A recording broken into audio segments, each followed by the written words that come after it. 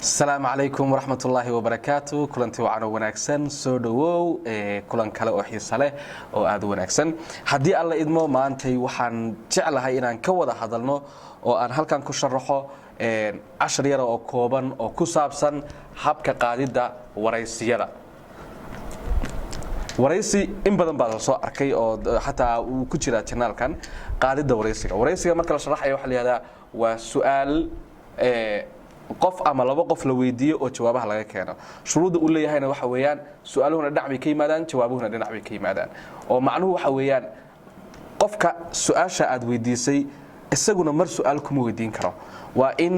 su'aashuna mar ay ahaataa dhinac ay ahaataa jawaabtuna ay dhinac ahaataa shuruuda uu leeyahay waa sidaas waraysiga marka la qaadayo waxyaabaha muhiimka waa waxa weeyaan oo waraysiga ugu horeeya ee qofka waraysiga qaaday inuu ka fikra ay tahay waa qorshe waa inaad lahaatid oo aad qorshaysid waraysiga aad qaadaysid waa inaad yani ku qorshaysnaadaa waraysigan aad sameynaysid ee aad qabanaysid waxa uu yahay waa sababta aad u qaadaysid sababta qorshaha loo yeerina waxa weeyaan every interview waxa uu leeyahay one key question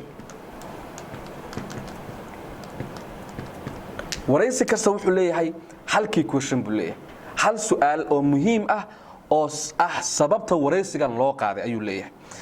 waxaan laga wadaa halka waxa weeyaan waraysigu ma yeelan karo 4 ilaa 5 ujeedo ma yeelan karo waraysigu wuxuu leeyahay hal ujeedada marka key question-ka ah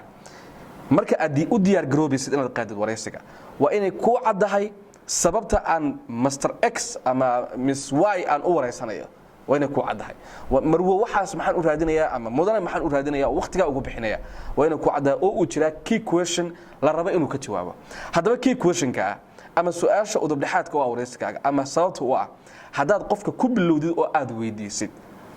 waxay u badan tahay inaadan jawaab helin sababta aan jawaabta u helayna waxa weeyaan qofku uu iska ka difaacaya uu iska ka xiraya marka si aad jawaab u heshid marka key question-kaagi tusaale ahaan oo kale su'aashaadi key question-ka waxay ahayd maxaa ay dawladda hoose maxay u dhisi weyday wadooyinka oo kale wadooyinka maxay dawladda hoose u dhisi weyday ayaa ku ahayd haddaad weydiisid marka duqa ama qofka xogayaha ama qofka shaqada ku leh haddaad su'aasha weydiisid waxa hubaala wuxuu ku sheegayaa 101 justification buu ku sheegayaa sababood oo ah sababta ay u sameyn waayeen therefore marka key question-kaaga marka diyaarsatid inta aadan waraysiga qaadin adigu waxaad qorataa as a interviewer waxaad qorataa possible answerska oo ah jawaabaha suurtagalka ah inuu ku jawaabo qofkan taxo marka aad question-ka weydiisid marka weydiisid oo su'aashan aad weydiisid question-ka haddaad weydiisid macnaha muxuu ku jawaabi karaa kan A B C D marka key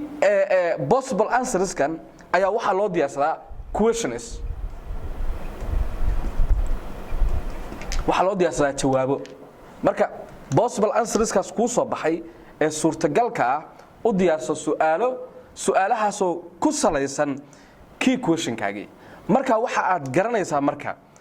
sida aad ku helaysid maayarka marka aad duqa markaad weydiinaysay maxaad wadooyin u dhisi weydeen يعني wuxuu kugu jawaabayaa tusaale ahaan oo kale sababtoo ah dhaqaale nagu filan ma haysano sababtoo ah dadku cashuur ma bixiyaan sababtoo ah hay'adahan u baahanaa naga caawiya yani intaas wax waan sameeynaa intaas oo dhan buu koranaya si marka aad question-ka u weydiisid marka hore waxaad isaga afkiisa qofkan ka keentaa arinta ah in dadku cashuur bixiyaan ugu horeyn waxaad weydiisaa waxyaabo ay ugu jecel yihiin weydii su'aashaada dhex gali baahidiisa maxaad qabatay dheh inta aad joogtay maxaad soo hirgelay maxaad soo kordhisay waxa yani waxaas si aad u qabatid maxaad samaysay canshuurtii baan kordhinay lacagtana soo galaysaan kordhinay miisaaniyadda waxaasaan ka qabanay isagu ha soo faano marka uu soo faano marka oo aad u timaadid key question-kaagi cidlo ku yaala oo aad weydiisid dagaal ma aha uma baahnid wariyaha wanaagsanna laguma qiimeeyo inuu su'aal adag iyo tiqtiq uu qofka weydiiyay waxa lagu qiimeeyaa inuu jawaab possible soo saaray inuu jawaab aqli gal soo saaray oo su'aal jawaab macquul uu soo saaray taas lagu qiimeeyaa intaas waa marka waa yani question waxaan yiri waraysigu waa inuu yeeshaa key question every waraysi wuxuu leeyahay one key question haddaad maanta aragtid mas'uulka ugu sareeya dalka hadduu ku yimaado ha iska waraysan haddaanay jirin sabab aad u waraysanaysid haddaad iska wareysatid wuu kuu qaadaya xasuusno mar walbana waan ka hadlaa qofka waxaa jira laba wax oo la kala yiraahdo run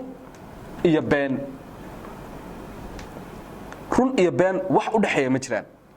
ama warka aad sheegaysid waa run ama waa been marka maxaa run ah run waxaa ah wax kasta oo aad xaqiijin kartid adiga sheegaya aad xaqiijin kartid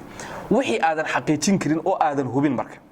wax kasta oo aadan xaqiijin karin run ahaanshiyahooda oo aadan sugi karin waa been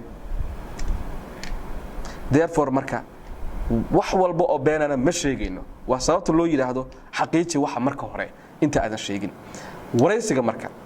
su'aasha aad key questionka ku ah waa inaad garanaysid possible answerska waa inaad garanaysid sida uu qofku u jawaabi karo waa inaad garanaysid sida saxda ah wax ay tahay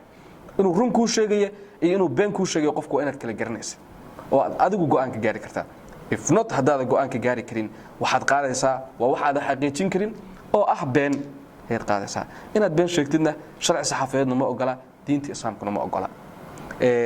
marka arintani ma aha arin wariyaasha kaliya ama ahane qof kasta oo doonaya inuu interview qaado waa inuu ka fakaro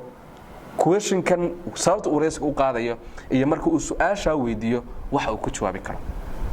waxaan u maleynayaa inaad si fiican u fahantay wixii su'aal ah iyo wixii comment ahna xagga hoose waad igu reebi kartaa aad iyo aad baad u mahadsantahay waxaan u mahad celinayaa ayub cabdikariin oo iga duubaya muuqaalkan iyo bahda BDRC oo aan xaruntooda ku qabtay casharkan aad iyo aad baad u mahadsantiin kulan dambe xiiso badan